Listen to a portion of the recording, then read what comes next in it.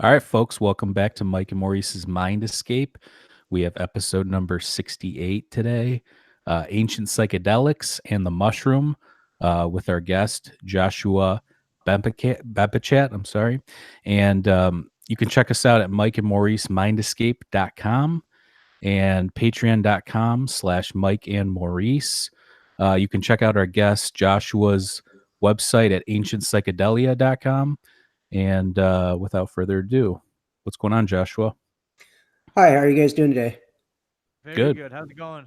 Great, great. Good to hear from you. Happy to be on. Thank you. Yeah, no problem. Thanks for coming on. So why don't you give us a little bit of background on how you got into this whole ancient psychedelic use and that whole, kind of a vibe? Like, what set you in this motion, or is this something that you've always been involved in? Okay, when I was a kid, if you go back far enough, I was deep into science fiction, horror films, and magic and the occult from a very young age. I'd seen most of the science fiction films by the time I was 11 or so, and I was starting to play with Ouija boards. And I had people in my family who were supportive of my interest in the unknown and my attempts to check out things like that. So I had a lot of support in my family, but I grew up in a religious, well, not in a non-religious Jewish household. And we basically, just I had a lot of acceptance around me. So by the time I turned 15, I was starting to experiment with psychedelics. And as I was graduating high school, I started to learn about Iran Contra and the concentration camps that were, being set up, that Oliver North was, being questioned about in hearings. And I did a report on that in my last year in high school, and then went on to learn about conspiracies more. But I went to work for Greenpeace for a couple of years right out of high school. And I started to learn while I was at Greenpeace, I was introduced to the idea of the secret government. And Bill Cooper and John Allegro, a very nice elderly lady that worked there, figured I might be the perfect candidate for that type of information, because I was very interested in all sorts of strange stuff. And we talked about all kinds of things, and we used to canvas and go on routes together. And so I listened to tapes of John Lear and Bill Cooper. And then I went to my first UFO expo in 1990, 89, 90. I forget exactly which year, but it was right before Behold a Pale Horse came out. And I met Bill Cooper and I met Jordan Maxwell at booth together. And I got turned on to the idea of the secret government. I bought Behold a Pale Horse a couple months later. I bought Dawn of the New Day from Jordan Maxwell, and then I followed up with his. I think I took home his slide presentation as well at that point, and that was in 89 or 90. It was fairly early on, and I got deep into that, and I found that the impact of symbols that Jordan was sharing through the eye and the Illuminati eye and the pyramid, CBS, different corporations and stuff. There was a lot of power in that symbolism, and a lot of the ability to understand, and also understand the how religion and government were intertwined in certain ways secretly behind the scenes. So that got me started in that way. And then I tapped into leading edge research put out by Val Valerian and a group of ex-CIA and SA people that were trying to keep people aware of what was going on in the world by putting a publication together that contained all the things that we weren't supposed to learn about. And I was over at Mandala Books in Santa Monica one day, and I read an article called Who Owns the Environmentalist Movement?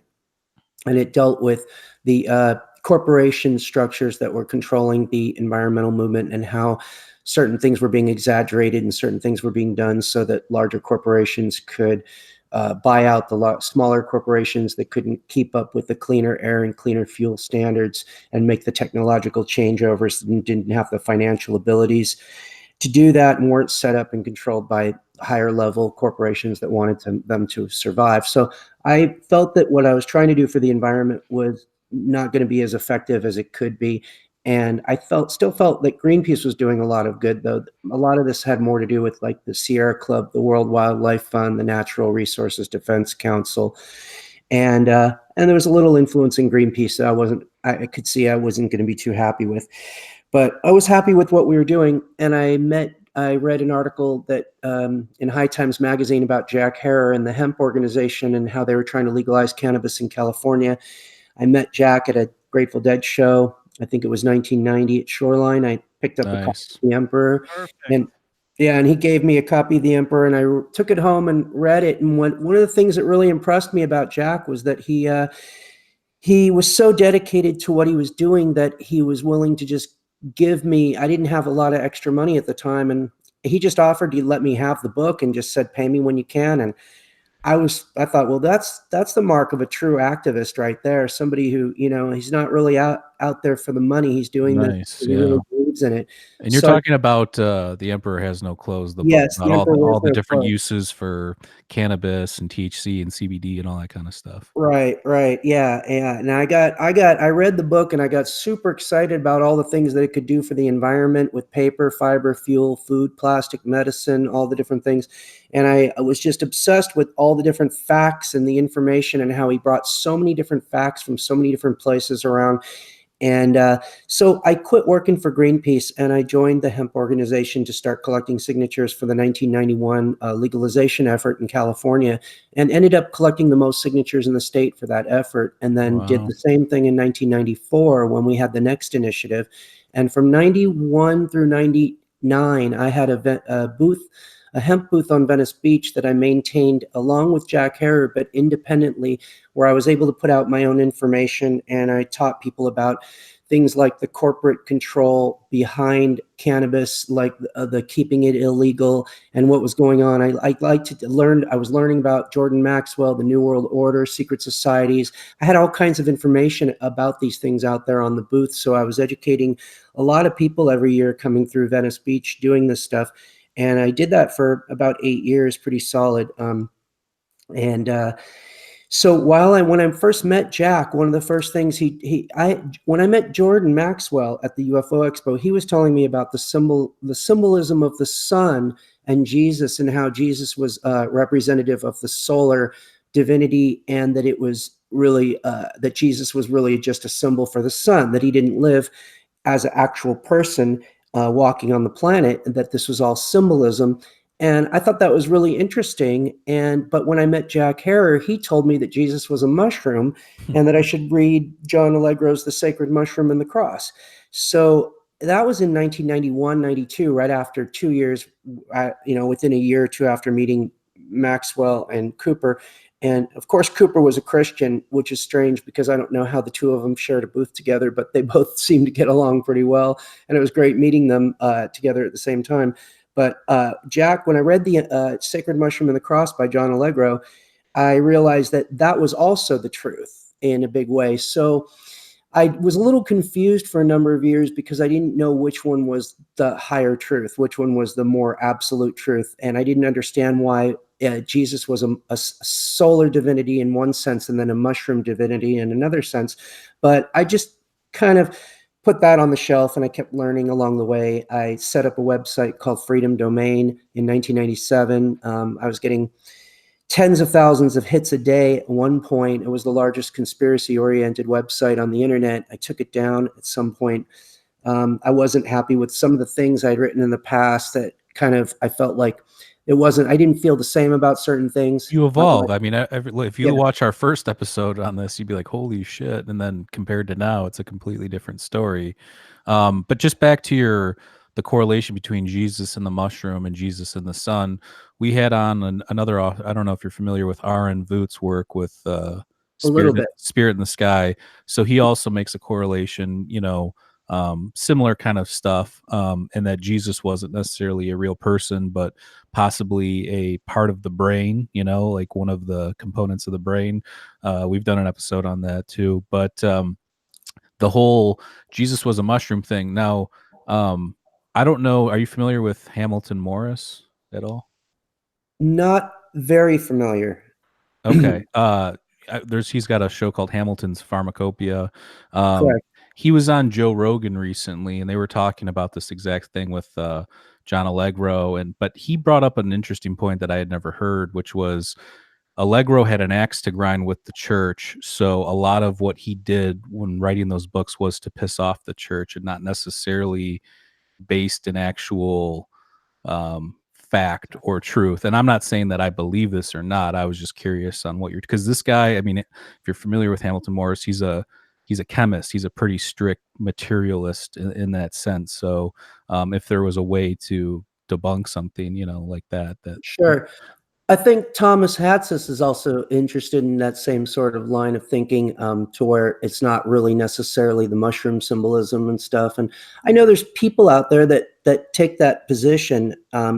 I think that sometimes they don't look maybe deep enough into it, or they're not spending enough time looking in the right direction, because I think they have sincere motives and they're very interested in the truth. Sure. So, but I think that, yeah, what I found is that absolutely, I believe 100% that that Allegro was correct about most of what he was saying. Not everything, but most of what he was saying about Jesus and about the church's relation to the cover-up of everything. Can I ask you a question too? Yeah, So please. do you okay, isn't it possible that Jesus could have been a real person, which there is archaeological and anthropological evidence to suggest he was a real person, mainly by the writing of, like you said, you have a Jewish background, but you're not really religious. So there's a lot of Hebrew texts that mention Jesus in a negative context. So why write something about somebody if they're not even a real person? If you get where I'm going with that, that's number one.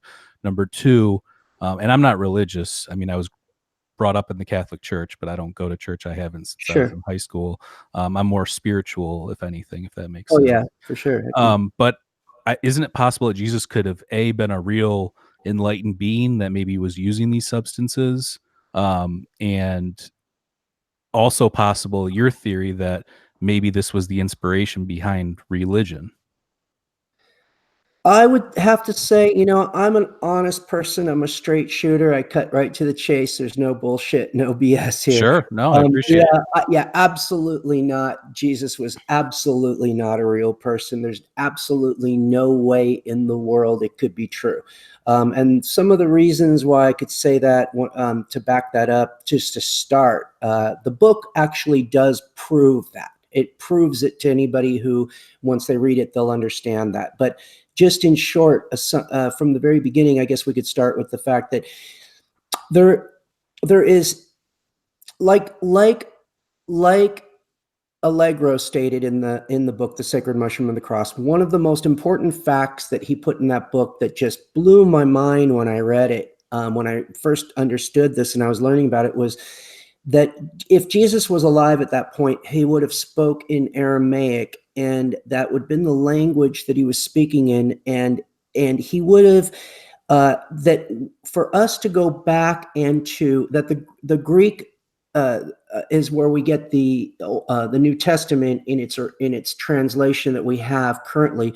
In order to test Right, beginning with anything, Paul in 79 AD, I believe, was the if we first had writing. anything, if we had any way to test what Jesus had said to find out whether the translations were correct to begin with, we would have to go back to the original writings. And the problem is, they don't exist. Yeah, but I mean, it's So, thousands of years. There's a lot of stuff that doesn't exist, but there's a including lot most of. of the library at Alexandria. Yeah, except that actually the library from Nineveh was discovered, and that contains most, I believe, of the texts that were at the Library of Alexandria at the time. And we've recovered a lot of texts from there that we've been able to piece together: stories of Gilgamesh, stories of the floods, Sure. a lot of these things. Actually, when I did the research that I did into mythology, and it really got deep, what I did was I ended up having to read about 100 books over a period of 3 years, just recently, to just make sure that I was correct about the things I wasn't absolutely sure about. And when I dove really deep into mythology, I found that all of the ancient stories, there weren't that many variations and differences, and there were only so many of them, and they couldn't have had a library back then like we had the Library of Congress. It was more like there was a certain set group of stories and mythologies and different writings that were done by different philosophers, and the further back you go, the less of them there were. So the Library of Nineveh contained a lot of these things, and I think that there were a lot of people around that were living at that time that were heavily documented, that were heavily noticed by other people. They were written about by other people. Their writings were taken and rewritten by other people. There's no actual living account of Jesus living in the Middle East at that time by anybody other than the texts that were collected that were then put into the New Testament that were used for those books. So there's a lot of people who were living around that time that everybody is familiar with. And but what about the idea that Jesus was? I mean, you're. I mean, I see where you're going with this. There's a couple of things. There's also the fact that his story is a complete representation and of the similar stories of the dying and resurrecting God. It's the fertility God, and this fertility God is actually a mushroom.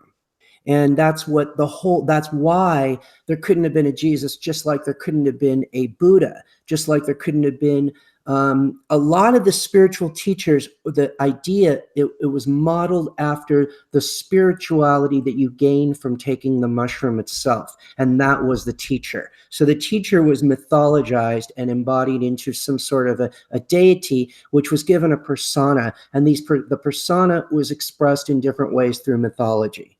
And so this was a carry-on and a tradition that was carried on since way before even Babylonia and Samaria. Before Egypt, before Babylonia, before Samaria, we had these stories of the dying and resurrected fertility god and the sacred marriage of the heaven and the earth. And these are themes that are constant throughout all mythology. I mean, I'm not doubting what you're saying. I just, this idea that Jesus and Buddha and all these people were fake people, I guess, is where I differ in my opinion. I think you're looking at this from a strictly like Roman Catholic perception of Jesus. When I mean, are you familiar with the Gnostic texts or the library? Absolutely. There's a lot of that in my book that's covered. Absolutely. So like the idea, like Jesus wasn't just some dude that stayed in, Israel or Gaza Strip area. Like he was if you're looking at it from a Gnostic standpoint, or even there's other texts that I don't know if you're familiar with your Urantia Papers, where it chronicles his journeys through the Middle East to India and Greece and all those locations. Well, So we could start with the Gnostic texts if you want for a second, because sure. the Jesus that was in the Gnostic texts was because that was the new mythology of Jesus, was the new character of post dynastic Egypt, when coming into Rome through Greece in early Roman times. There was a creation of this, and what happened was Rome took it over. It was a natural evolution of things. There was a Messiah figure within Judaism. This was the speaking and the teaching of the Gnostics at that time. What Rome did was just usurp that from the people by consecrating it into a religion and something that was being forced to worship. And what they did was they took a mushroom deity, Rome did, and they turned it into a solar deity. So what had previously been understood as a mushroom deity in Greece, in pre-Hellenic Greece, in post-Hellenic, in Hellenic Greece, he was turned into a grape and wine deity, as Dionysus was. Dionysus being originally a mushroom deity. So Jesus was just a carryover of that particular deity, and Rome had just usurped that by taking it away from the people, by turning him into a solar deity, by claiming that the Egyptians were involved in solar worship, and this was an extension of the ancient solar worship of the Egyptians. When actually, one of the things that I've discovered in my research is that there was, and I get into this a lot more in the book, so I don't want to go too deep into it right now, but that there was never actually a solar or a lunar worship. That was one of the biggest lies in the history of religion, and it has a lot to do with the mushroom and how they covered up the mushroom use. Can I ask you a question now? So your premise is that none of these things are real, but these people that experienced these entities on these psychedelic, substances, wouldn't it then, I mean, based on, I think even Dennis McKenna said this, if you experience it, is it not real? So if somebody experienced Christ or Christ consciousness or Jesus in a DMT realm, in a psilocybin realm, does that not make it real?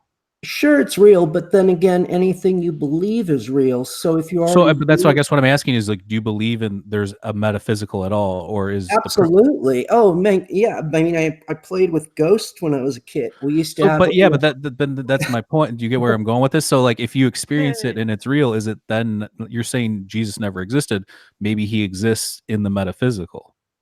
well, he can exist in anybody's mind and they're entitled to that. And I wouldn't take that away from anybody. If they want to believe something, people believe in fairies, people believe in Sure. Santa Claus, people Yeah. believe in the tooth fairy, so the thing is that adults believe in Jesus, and just like children believe in Santa Claus. Right. So I think that I see it that way. I see it as Well, doesn't adults Santa have. Claus comes from the Siberian shaman use of Amanita muscaria, and the reindeer even eat it, and they drink the reindeer's urine after it's been processed, and Oh uh, yeah, that has a lot to do with it, but I don't activates know. the muscimol, and Sure, sure. But I don't know that actually there was. I mean, the idea of Santa was grafted, not particularly necessarily on the shaman itself, but that was a part of it. Sure, but it was also on the thunder gods and their. I get into it in the book. It's something okay, I'm not. There's certain things that I'm actually not too good with details and my memory, and I sure, can't. My memory isn't the best, so okay. I've No, it's learned. cool. It's live. Yeah, Everybody, it's Yeah, no, I was that's just all good. curious. But so it sounds like, I mean, I'm an open-minded person. I think that you're probably onto something, but I mean, like I said, I think it's yeah, I'm still a intrigued. possibility that some of these people still walk the earth, whether they were some divine, like when I say Jesus could have just been a smart, intelligent dude that was enlightened by philosophy and different things and traveling around, kind of like a modern day journeyman, so when I say that, I don't necessarily mean he was the son of God and he rose from the dead. I mean, there could have been an actual guy that lived that was an inspiration. And also, this other thing that you're talking about, which is the basis of religion. Like, It do you get would what I'm be saying? it would be too great of a coincidence that this would occur when the actual writings of Jesus, some of them were the identical writings of Buddha, and also how he spoke directly about how he was speaking in parables. And the parables he was speaking about that are in the Bible, that when he's speaking, several times he's speaking directly as if he's the mushroom. And that's something that somebody who wasn't a representative of the mushroom would never coincidentally say. And once you really see all of the different pieces of evidence lined up together and you understand the mythology really, really well, it becomes a lot easier to see uh, my position where I can't accept that there was a living person that fulfilled those roles, that did those things.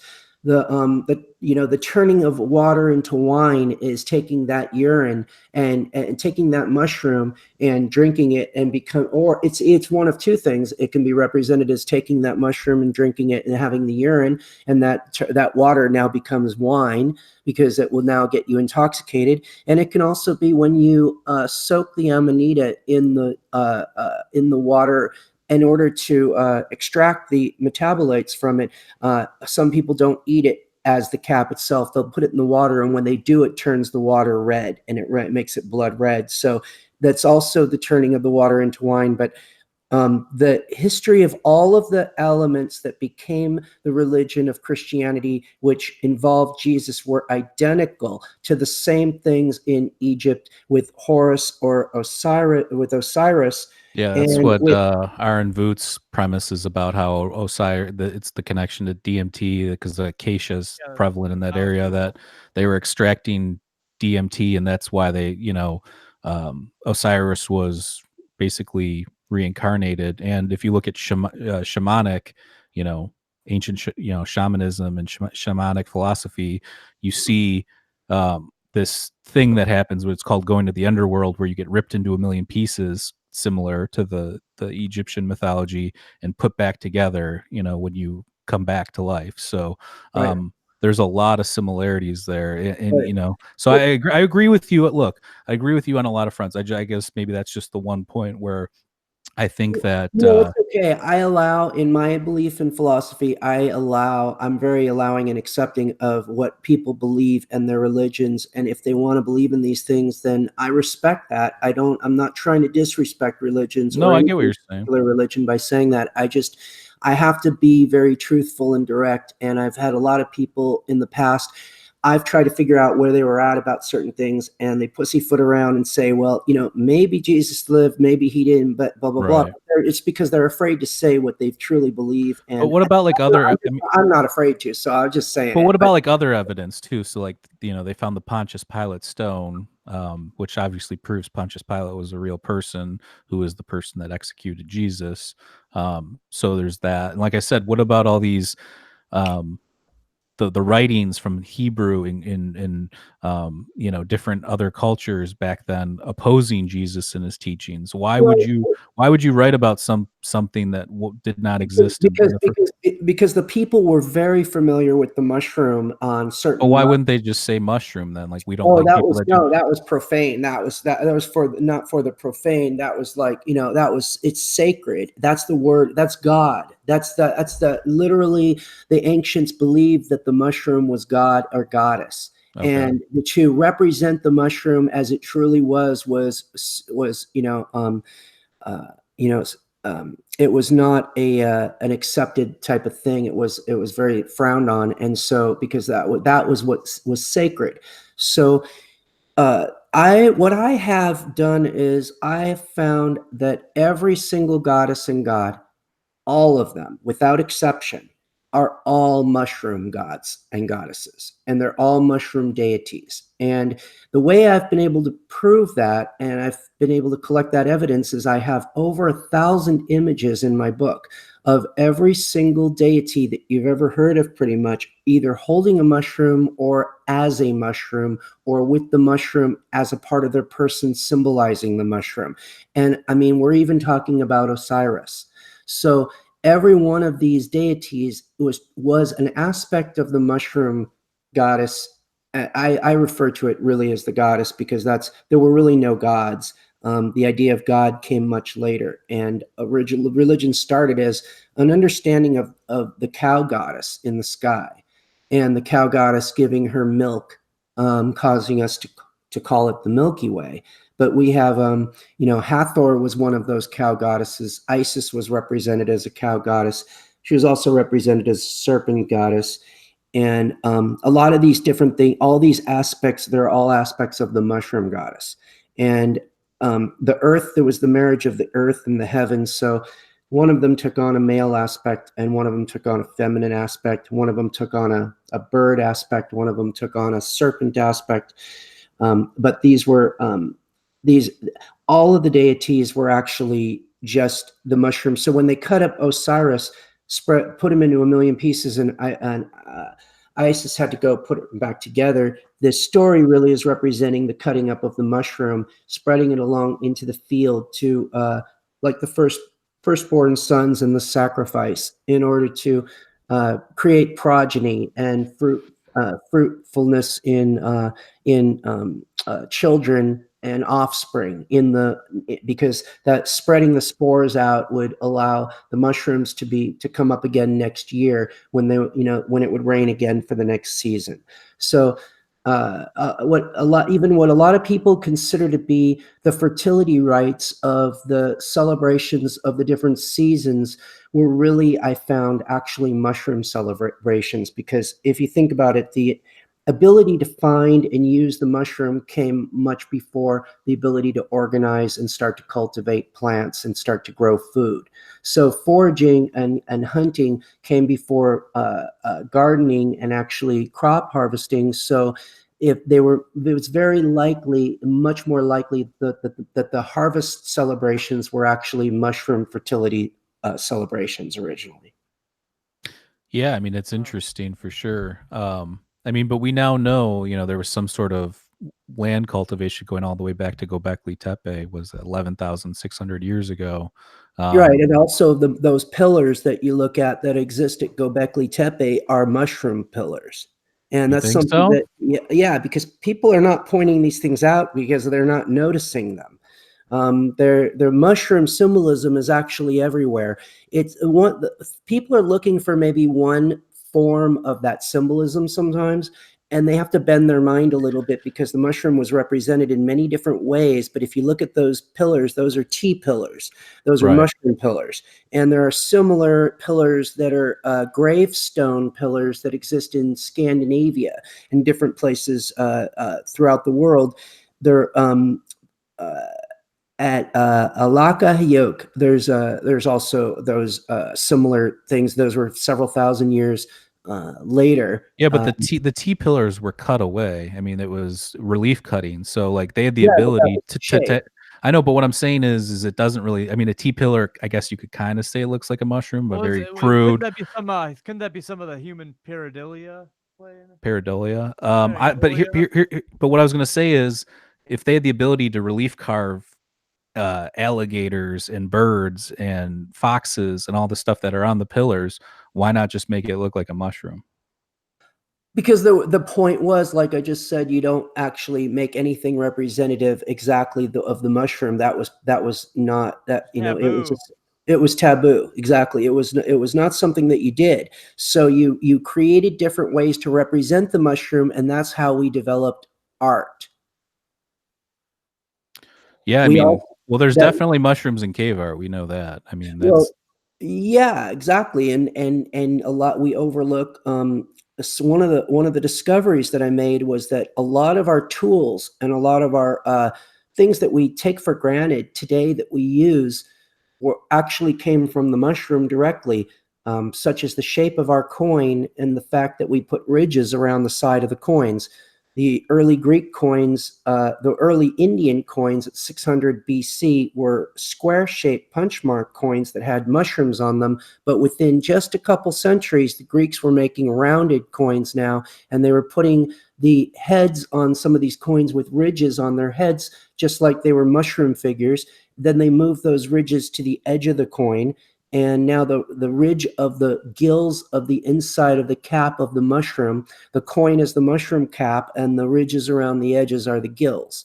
And then they developed arrows and spears, and they developed hammers and axes and shields and wheels, and all of these things so you came from. think your hypothesis is that That's the intense, mushroom man. is literally the basis of all civilization. Yes, also, and I show that, and I prove that with evidence from the ancient glyphs, the rock art, the stelas, the artifacts, the coins, and even the Christian art. Sure. Well, no, I mean, I appreciate your dedication and, you're going hard at this, which I mean, look, if you're going to do something and make a statement and make a point, you might as well go all the way and sell out on it and just, make it. I mean, I'm not saying you don't believe it. I believe that you believe it, but I'm saying I appreciate your, Well, actually, I didn't believe half. I didn't know a lot of what I came to the conclusion of before I started on the 100 books research, only starting in sure. 2016 in Did you January. read Hamlet's Mill as part of that research? No, no, that wasn't one of them. Because I think that there's some stuff in there. I've read it a couple times with ancient mythology and the correlations between all the ancient flood myths and all that kind of stuff. Hamlet's Mills. It's called Hamlet's Mill by Giorgio de Santillana. It's I'll look into it that. it also has archaeoastronomy built in there, but it's literally covers a lot of the stuff that we're talking about between like Göbekli Tepe and ancient like all that all the Gilgamesh, all the flood stuff. Yeah, So that sounds interesting. yeah, you should definitely check it out. But yeah, no, like I said, I appreciate you going hard at this. Because whether we agree or not, I think that it's important when you're writing a book or when you're doing research that you have an objective. Now, there's I think we all will agree that we don't like when somebody has that objective but then shoves it down everybody's throat. But I think you have a different approach, which is I'm going to put this out there.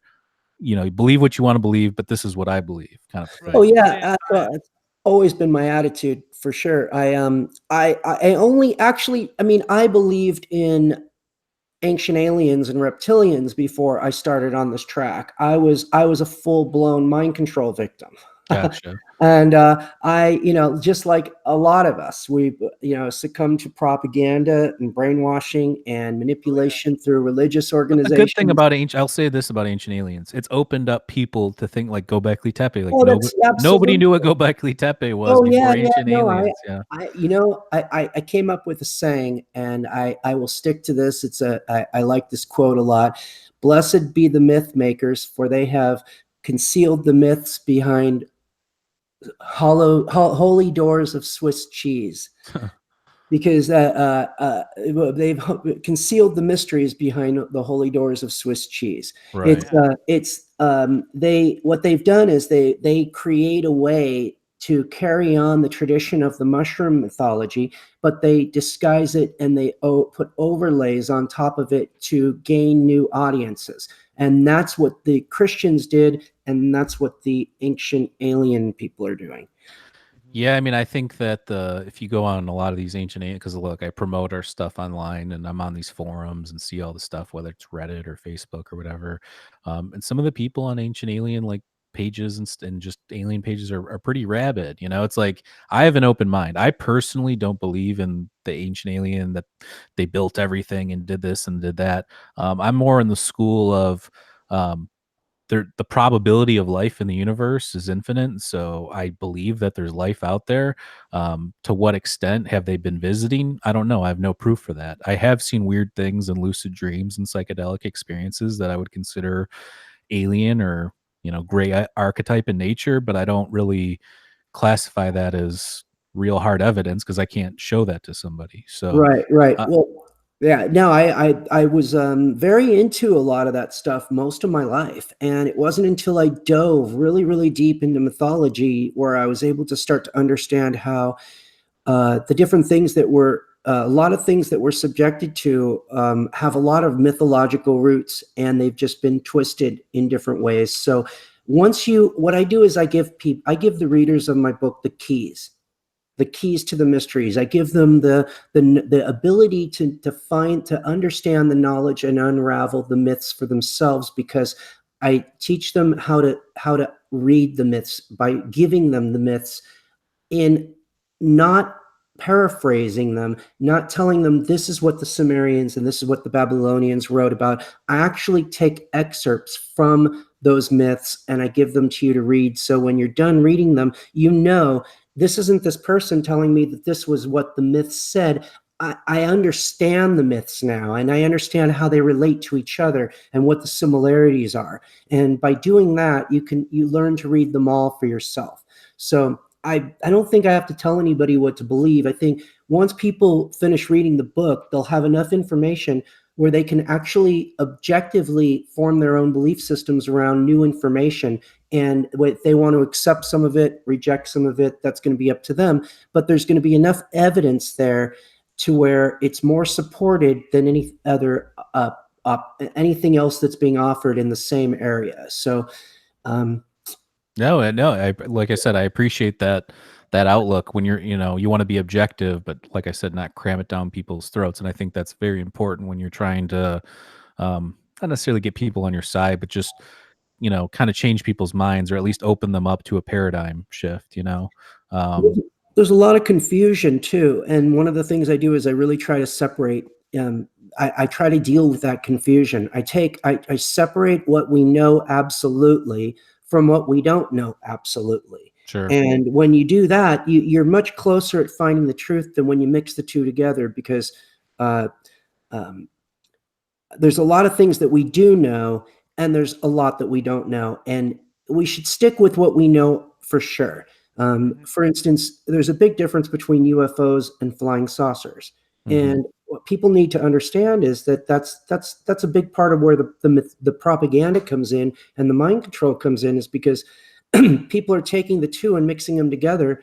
A big part of the UFO crowd doesn't believe that there are living ethereal phenomena in the atmosphere, and they want to believe that aliens have to come here through physical spaceships, through physical space, and that the extraterrestrial or alien is physical. Yeah, I think And it's consciousness based. I mean, we've talked about that a lot on here before, even with alien researchers, which is, I mean, my personal belief is, like I said, it's consciousness based, whether it's dreaming or lucid dreaming or psychedelic use. I know a lot of people, meet the DMT entities, whether they're jesters or gray aliens or religious archetypes.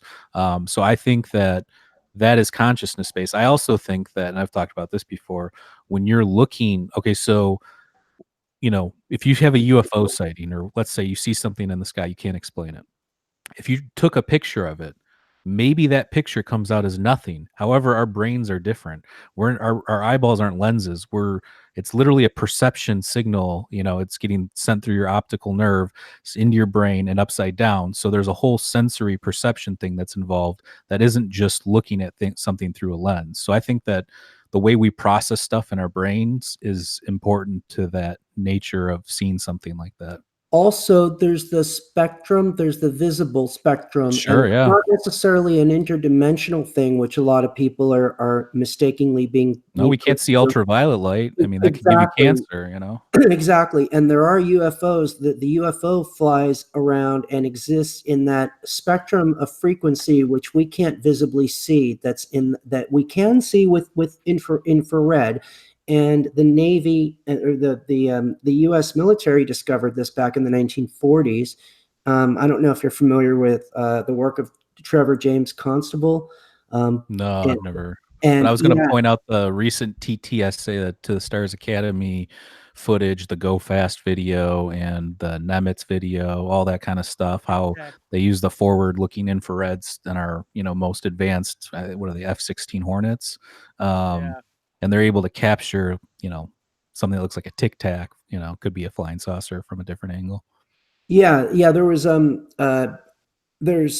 definitely we have UFOs, and there's a belief and an understanding that they're alive. That's a living type of like skyfish, and that they live in the atmosphere. And Do you think and I've never heard that. Can you elaborate on that? Because I've never heard that take on it before. I've heard that a UFO could be something consciousness based that is its own thing, but I've never heard it as like a possibly an evolved living thing that lives within our atmosphere or something.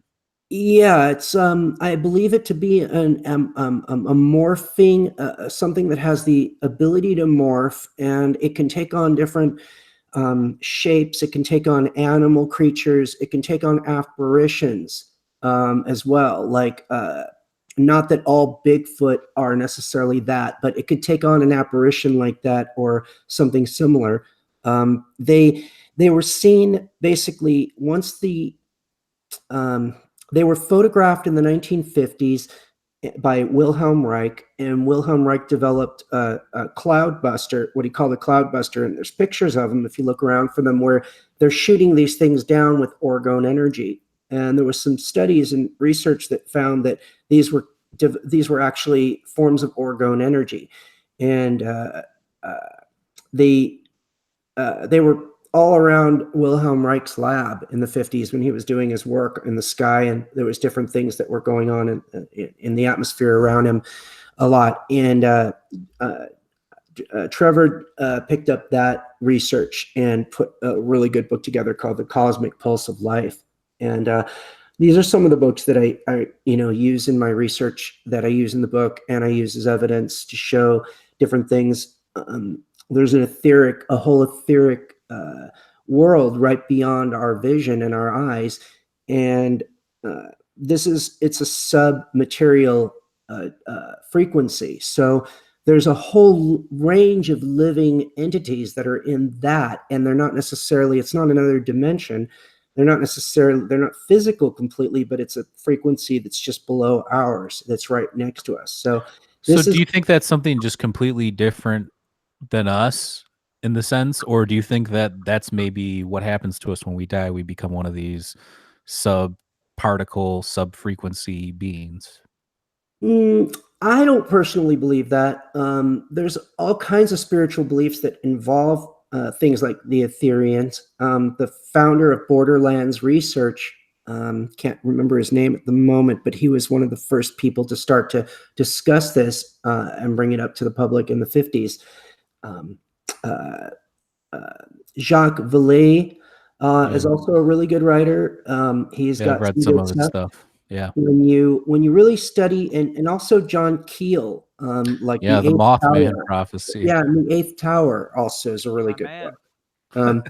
Yeah, that creeped that weird in high school. We saw that, we got all high, went to go see it, and it blew our minds. We're like, even though it was a Hollywood movie, and I'm sure it wasn't really true.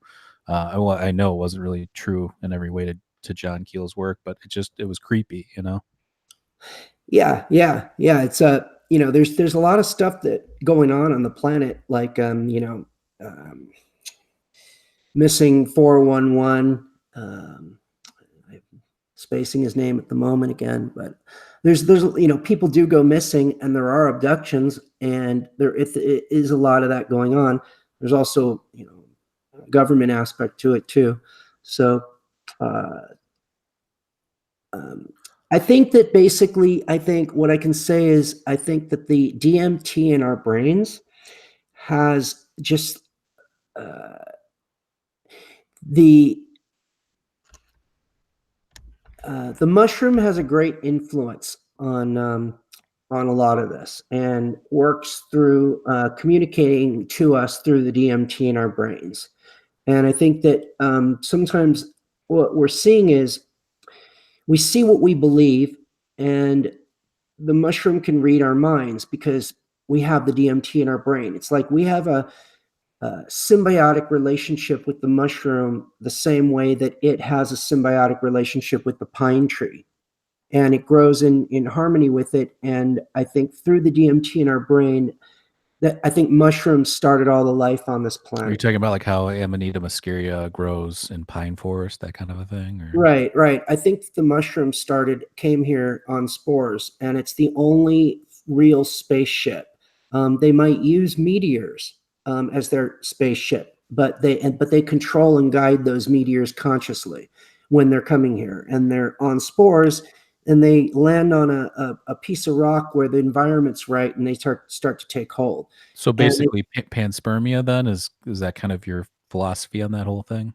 I guess so, to a lesser or greater degree. Or yeah. Directed panspermia. Yes, somewhat like that. Yeah. Are you a proponent of the Stoned Ape Theory, or? Actually, my theory is a little bit different than that. I think Sorry to interrupt you, but no, I think that the mushroom is in control of how the DNA sequences unlock along the way. And since all of us shared the DMT in us, along with plants and animals, and we also share that DNA as well, that all of us have the same DNA, but it's a different unlocking of that code. And I like the work of Graham Hancock. He's one of the people I respect the most in the whole community of alternative ancient civilization. We're huge fans for sure. I've read all of his books. So. Yeah. He discusses this a little bit in Supernatural, but I've taken it a little further in other directions with my own visions and ideas and stuff. But it's very close to that, and I've gotten some of my ideas from some of his ideas too. When it comes to some of this, they led me to some of my conclusions. I think that basically everything on this planet has is an unfolding and an unlocking of that DNA sequence through the mushroom's conscious intention to set up a new species at a particular time. So I think that we got to a certain time when the Neanderthal man was able to walk the earth and was able to make all the decisions and do all the things that he's able to do, and that it wasn't the mushroom that changed it, it was the new unfolding and unlocking of a DNA sequence that created a new man, the Cro-Magnon man. That was a different form of man, that was one that could take the mushroom and utilize it to do the things that we are able to do now. So that's why we have so many different varieties of plants and animals and things on this planet, and we can't figure out which came first, the chicken or the egg, is because it came at a spontaneous moment when the mushroom intended it to evolve and unravel the DNA sequence. So my question now is what's the so evolutionary, on the evolutionary scale, we're closer to the mushroom, I believe, than we are closer to certain plants and animals, I believe, if I'm not mistaken.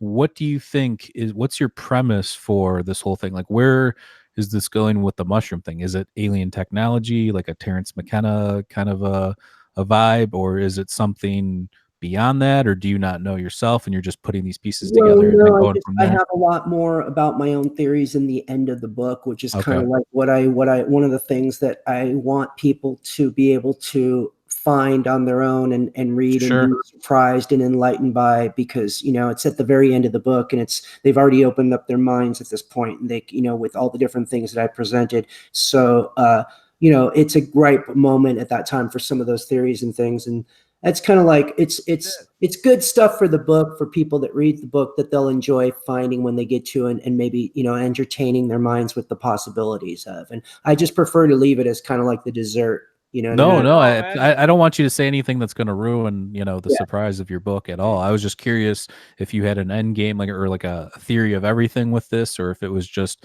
connecting all these dots and then going from there, kind of a thing. No, pretty much it is a holistic theory. It pretty much ties everything together. I think throughout the book you get more and more clues to things that were not really established before, that end up creating a whole new paradigm and understanding of our past, our present, and even our future.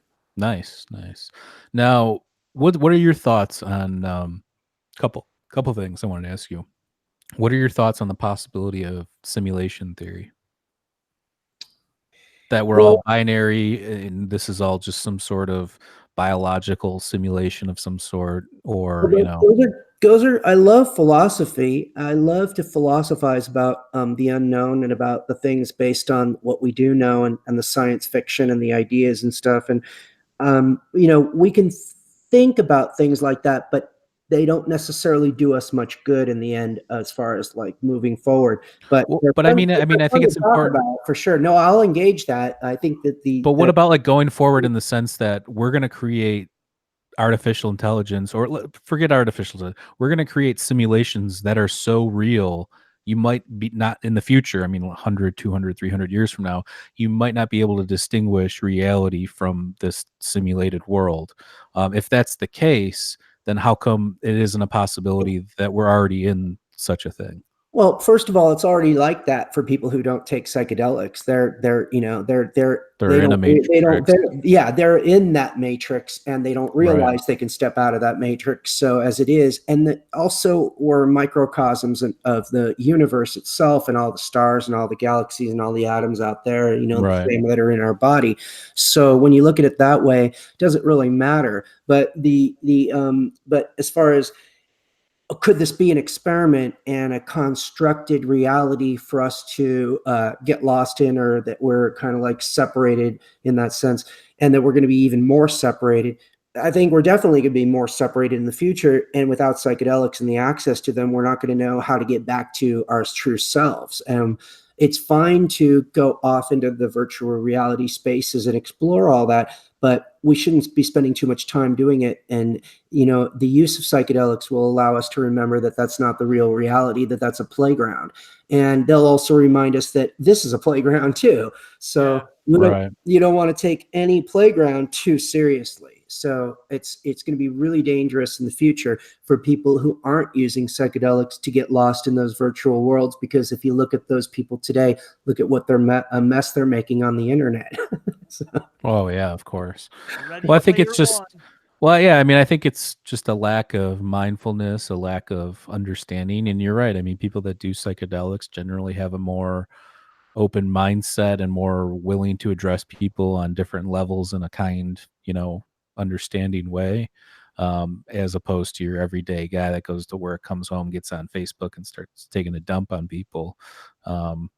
You Right. know, Yeah, exactly. That's exactly what I'm talking about. Exactly. but and then the other thing is what's your Do you believe there is some sort of creator, or do you think it's like an infinite giant's marble scenario and we're just You part know, of a molecule that's part of another like that when I kind of a thing? started all this, I knew in my own heart and in my soul and in my being that Jesus was a mushroom. I knew that the ancients Right. believed that the Son of God was a mushroom, but I didn't understand yet quite that the ancient people actually believed that God and Goddess was a mushroom. That was the understanding in the ancient world. That there was no other way. That there was no other belief system for thousands of years. That's what all the people believe and understood and knew. It was kind of like a common thing. That's why it's difficult to see. It's when you see the evidence of all of it going back in all the cultures and all the places, then Yeah. it starts to make a little more sense. But the way that they represented it and the way they wrote about it, and not just in the symbolism and the artwork and stuff, but in the artifacts and in the glyphs and the cave art, but also how they wrote about it in the mythologies and in the Greek philosophers and even some of the Christian theologians. So you have an understanding that the mushroom was God throughout the ancient world, and that it was the divine, the divinity, the ever-present, the all-knowing, the one eye in the sky. That it was always the mushroom. So that all the myths revolved around it. That everything we think when we're thinking about the ancient people and they're referring to God or their deities or their goddesses, they're referring to the mushroom. And once we really understand that, it becomes clear this is what the ancient people believed. So what I say is, who am I to argue with them? Right. Well, I mean, look, I mean, it all comes down, we still need I mean, your book's obviously interesting, sounds like, when it'll be finished and thought provoking, but I think we still do. And I find that it's hard for me to find this balance, but a balance between science, philosophy, and some sort of personal spirituality. And it's hard to get that mixture right. But I think that, um, Well, you that's what know, religion's for. Religion's for the people who don't have that spiritual access through the mushroom, and that's why the priesthood came in and to put themselves Yeah, the in the conduit middle. between, yeah, of Yeah, course. then I put mean, look, I themselves in the agree middle. with you on a lot of points with the whole church thing. Don't get me wrong. A lot of stuff you were saying made sense, and a lot of stuff I agree with. Growing up in the Catholic Church, I think that there's a lot of stuff that's like, why am I doing this? Why can't I eat meat on Friday during Lent? Like, this is fucking stupid, Yeah, Like, so like, don't get me wrong. I'm with you, but just certain things, certain aspects of it. I personally believe, because of historical text, and I know you're saying that there's not a whole lot of evidence, but there is some. And I'm big in the idea that if somebody's being written about in a negative light, there must be some correlation there. But that being said, I don't know. It could have just been a dude that they attributed to that, or you could be right too. I'm open to that as well, and I can't wait to read your book for sure. I think you'll So really enjoy it. Yeah. yeah, yeah, I love all this kind of stuff, of course. Anything having to do with ancient civilizations and psychedelics and consciousness, I love. That's like my favorite stuff. So I will absolutely be one of the first people to buy your book. But Hey, you did a good job of promoting it, man. I gotta, I yeah, gotta, no, I read, I mean, gotta read some of these theories and shit. You really tickled my ass with a feather here. Nice. But yeah, I think that yeah, you've done a good job. And I actually looked at your website, and you've got a lot of interesting imagery and pictures saved up on there. Anybody can go on there and check it out at ancientpsychedelia.com. Yeah, I think, do you have an idea when you think your book's going to come out? Well, yeah, it's finished being written. My cousin he was studying to become an editor. He graduated Berkeley. He's currently editing it right now. We're Cool. about halfway done getting through that. We anticipate. I think I'm going to be starting the Kickstarter campaign to raise the money to publish the book. Will be around the end of May, beginning of June. I'm going to be passing out flyers on Dead Tour on the West Coast. So I'm going to be making sure that people, know where to go for the Kickstarter campaign.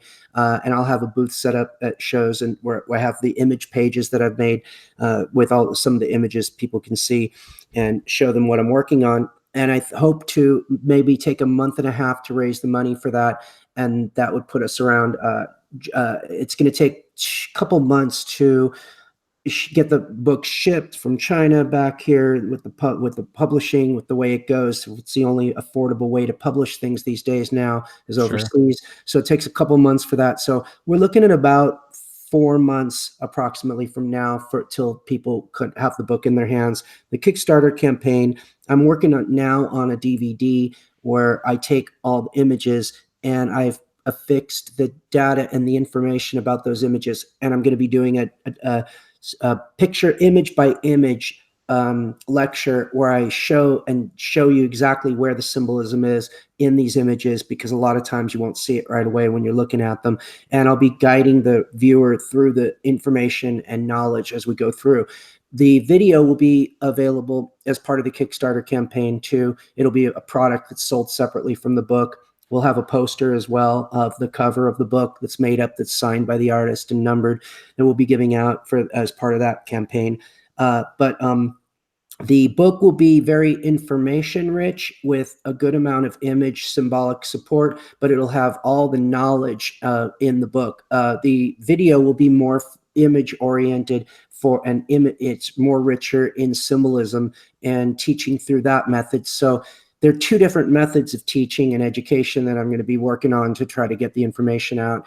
And they'll both have a different value to themselves in what they have. You won't have nearly as much information and knowledge of the myths and the exactness and the details and, you know, all the solid research that's going on in the video. That'll be in the book. You won't have, you'll have about 300 more images in the video. Plus you'll have the in-depth teaching of those images and how they relate to the gods and goddesses and the mythologies as I go through them. Nice. Well, yeah, when you get the Kickstarter started, just send me a message and I'll add the link to this video. Appreciate it very much. And, but yeah, I mean, like I said, I think it's super thought provoking. And I think that it's right up our alley in terms of what we've, you know, been talking about on this podcast a lot between psychedelics and DMT and all that kind of stuff. Well, we've been talking about it too a lot. Like, you guys start thinking outside the box, you know, we're right. running into this wall with all kinds of science and what have you. So we need right. But I think we do need science too, because I think that there's certain observational things that science presents that help concoct these ideas. Yeah. So I think you need, like I said, for, you know, the spirituality, the science, and the philosophy. I think you need those, the holy trinity, if you will. Sure. Oh, bro. Yeah.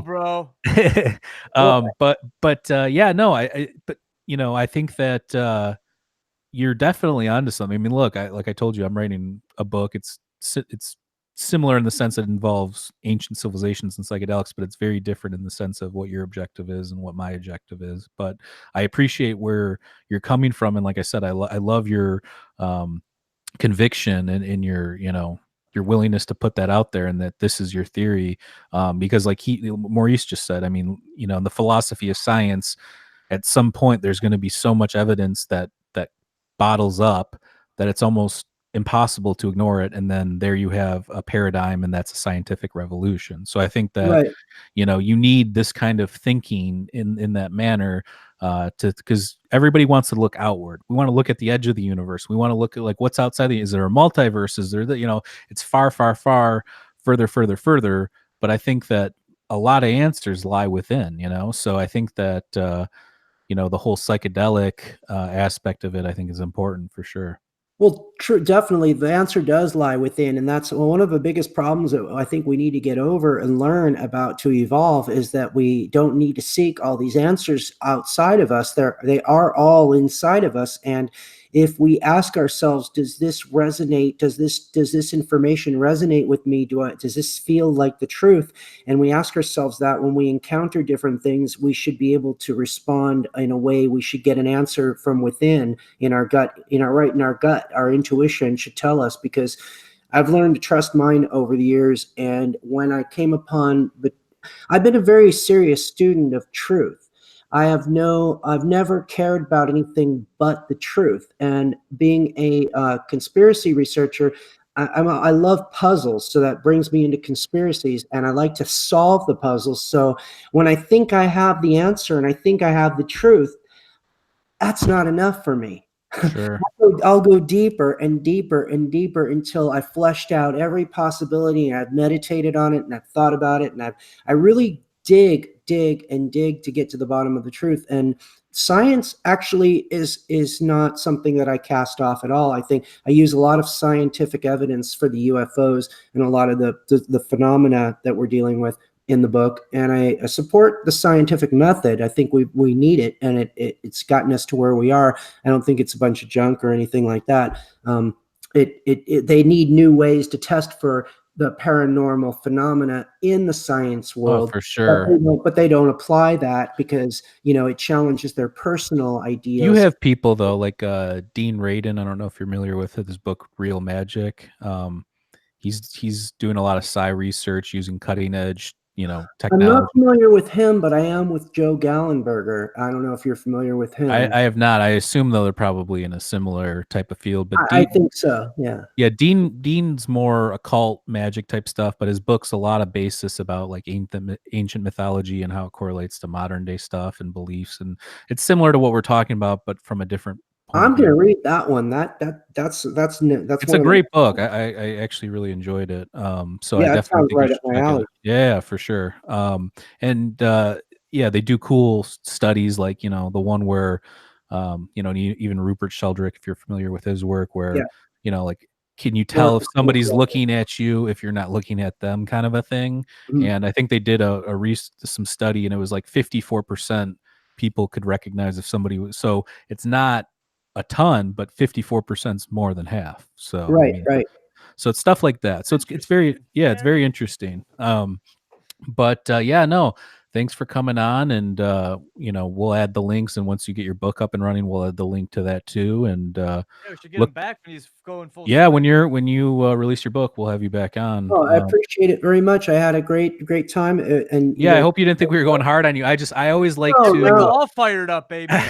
No, I always play a little bit of devil's advocate, because the reason why is because you see a lot of times you'll see on interviews where they're just lob questions where it's like, oh, what's your book about, blah blah blah blah blah, and I like to get down to the nitty gritty and understand why. Yeah, why. I know, and I like to know why people think things, the evidence behind it that made them think that kind of stuff. I find it interesting, and I think it's more interesting to listen to. So I hope you didn't feel like we came at you. No, you guys are similar too, because you guys both have strong beliefs, so you guys are gonna stick up for what you have.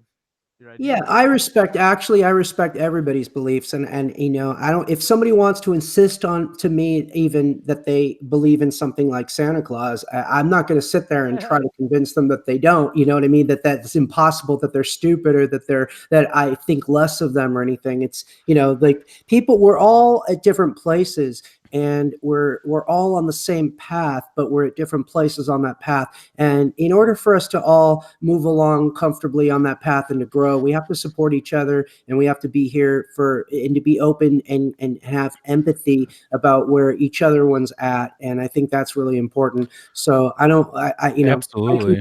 I can go along with any conversation about, or any debate about it, and still maintain a good position where I don't want anybody to feel I'm not attacking anybody. I'm not jumping on them. And no, you're spot on though. If you challenge what I'm saying, I appreciate that, because that gives me a chance to go deeper and explain it further, and actually and then maybe it'll give me a chance to realize that I don't know something, and there's something I need to learn or listen to too. Sure. I'm always open to that. I don't know everything, and I'm constantly learning, and I'm a student of life myself. Well, it sounds like you're a student of truth, because I would say that's the first thing you start with is, what do I know? What do I not know? Kind of a thing, what's absolute, what's not absolute, So in that regard, what's the last truth? Is it, Descartes, I think, therefore I am, because really we still don't know much beyond that. So, but yeah, I think it's super interesting. Can't wait to check out the book, and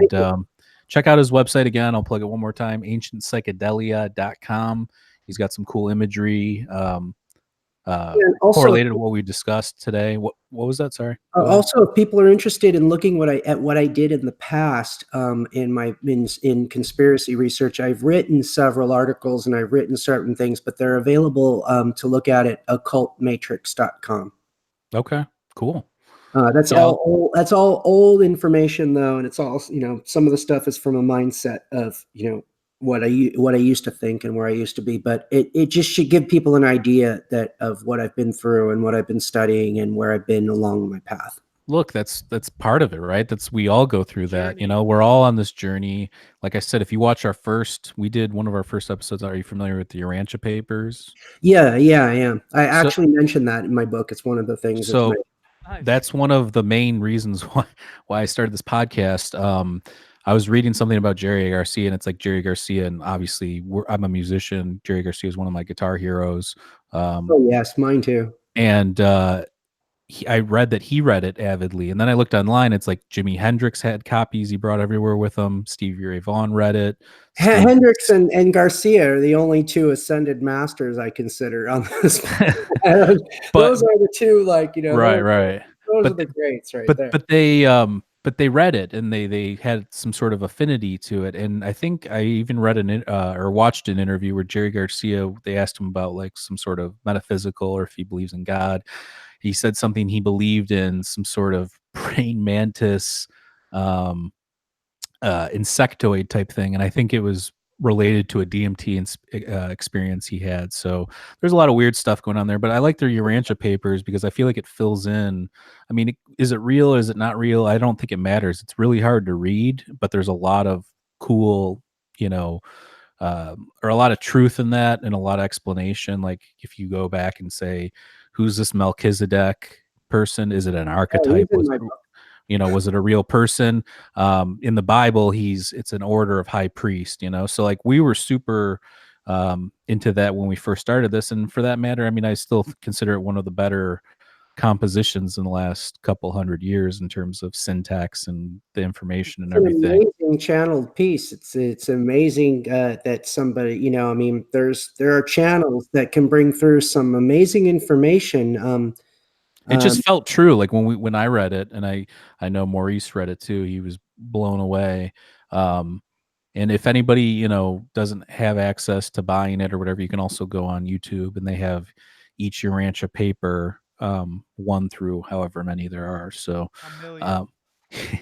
but yeah, it's definitely an interesting thing. But yeah, that's kind of how we got into all this. I mean, I had always been into like mysteries and ancient civilizations and that kind of stuff, but that book kind of catapulted us on a journey with truth and knowledge and stuff. So yeah, it's that's one of the things that I encountered a long time ago. I was big into channeled material. I got into the Ashtar command and Seth material and Ramtha, and you mentioned the Ouija board too. Like what I've always wondered, like I've played with Ouija boards when I was younger, but not in like an occult setting or an occult set. And there's a lot of people that swear by it, that it's some sort of gateway. Or what's your thought on that, just quickly before we wrap it up? I had no problems. I think that if it has to do with what you believe and your fears, and it's a gateway to learning from the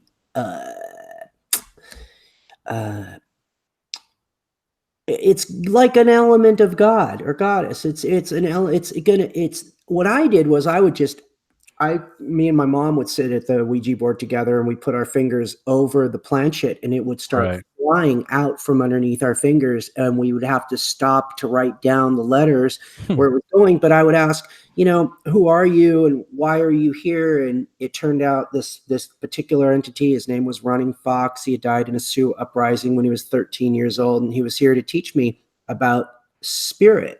That's what he told me on the board. And I would ask him, could you prove that you're real? Do something to show us that you're here. And it would only be me and my mom sitting at the table, and forks or spoons would go flying from one end of the room to the other end of the room to give us signs anytime I would ask for it. When we were sitting at the board, he was there to show me that, that these were real things. And I still don't know that it was ever outside of myself completely. But one thing I know is I was never afraid, and I was never harmed by it. So, yeah, there's a lot of people that say like evils, it's like a gateway to hell, blah, blah, blah, blah. I was just curious what you thought on it. I think you have to be careful with them, because they are a magnifier of your own fears or your own perceptions or dreams or ideas, just like a lot of apparitions can be, just like the UFO can be when you encounter it and it interacts with you. I think that what's going on is it's reading your mind, and it's feeding back to you exactly the ideas and beliefs that you think.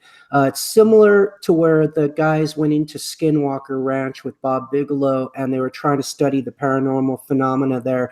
Then the people who went in there seeking peace got peaceful results, and the people that went in with guns trying to find the ghost to shoot them kind of got that, Right. that attitude, got treated like that from the entities. And I think that the way that you approach the paranormal or the unknown is exactly how the unknown reacts and treats you, because it's a shadow or a reflection of your spirit and yourself that's going to teach you something. It becomes a magnifying glass. So I would say people should be careful with them, but if they have a strong foundation and belief system and they're not in fear, I don't think they have anything to worry about. Nice. Wow.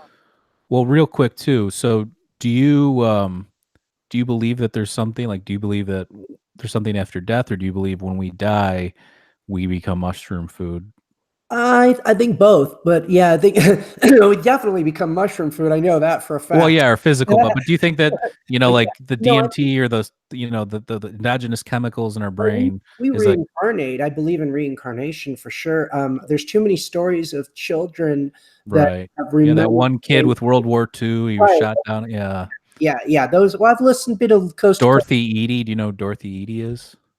I think that sounds familiar, but I have been a Coast to Coast listener for a long, long time, and I do really try to learn about everything out there and try to Check out Dorothy Eady. She was born in, I think, Britain somewhere, but she had been taken to a Egyptian exhibit or museum when she was like 5 or something like that, and fell to the feet of one of the um, sarcophagus, I believe, or something along those, like statue or something, and started worshiping this, and said that she was from, she was a high priestess from pre-dynastic Egypt or something crazy like that. And then they went through, and she actually got an education, and actually eventually helped a lot of archaeologists in ancient or Egypt find a lot of these ancient temples and tombs and that kind of stuff. So she had knowledge beyond, the scope of reality.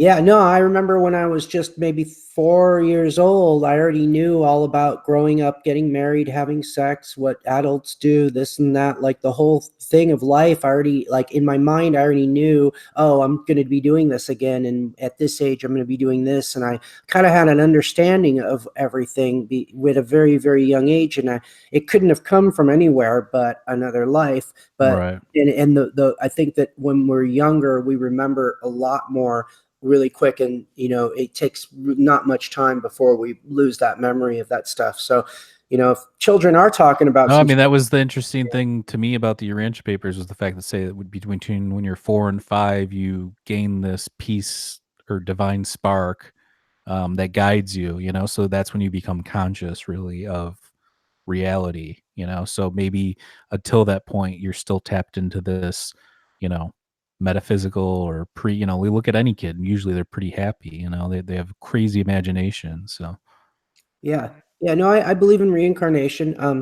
I don't I think that we're all one, and we're all connected, and we're all individual, like spores of one mushroom, I guess you could say, or we're all individual aspects of one godhead, goddess.